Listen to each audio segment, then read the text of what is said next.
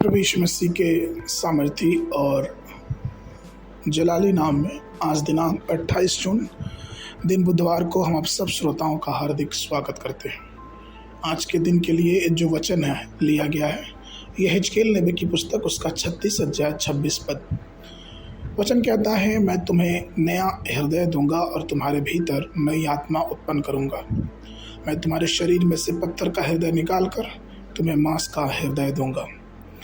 प्रियो, हमारा प्रभु वह है जो सभी उत्तम उपहारों से हमें भरता है।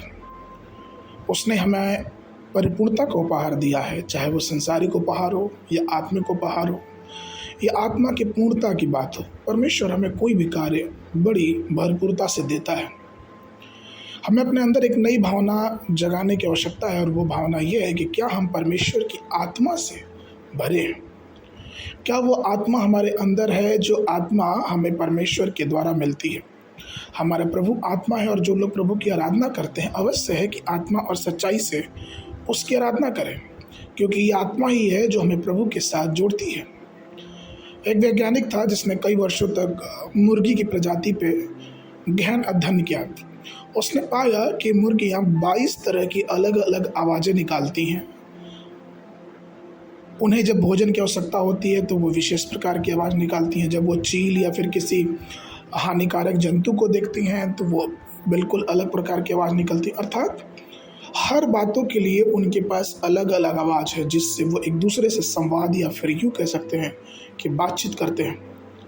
वैसे ही प्रियो, हमको भी हमारे भी जीवन में परमेश्वर से बात करने के लिए एक भाषा दी गई है जिसको प्रार्थना की भाषा कही जाती है। उस प्रार्थना में परमेश्वर हमें अन्य भाषा का वरदान देता है, जिस प्रकार से पौलुस इस बातों को बोलता है।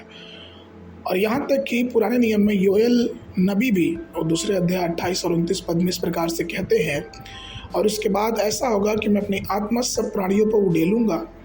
तेरे बेटे बेटियाँ भविष्यवाणी करेंगी, तेरे पुराने स्वप्न देखेंगे और तेरे जवान दर्शन देखेंगे। और उन दिनों मैं अपने दासों और दासियों को अपनी आत्मा उड़ेलूँगा। अर्थात परमेश्वर अपनी आत्मा उड़ेलने का अनुग्रह हम पे दिया है।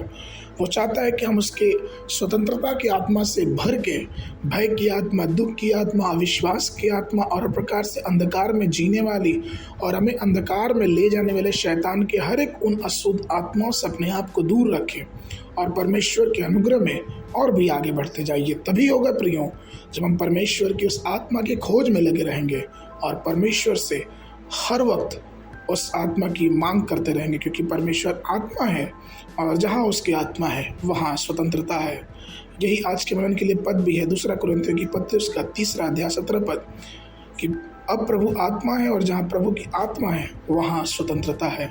आज के मनन के लिए सुबह के समय अय्यूब की पुस्तक के 11, 12, 13 अध्याय और संध्या संप्रेरितों के काम उसका 9 अध्याय 1 पद से लेके 21 पद तक।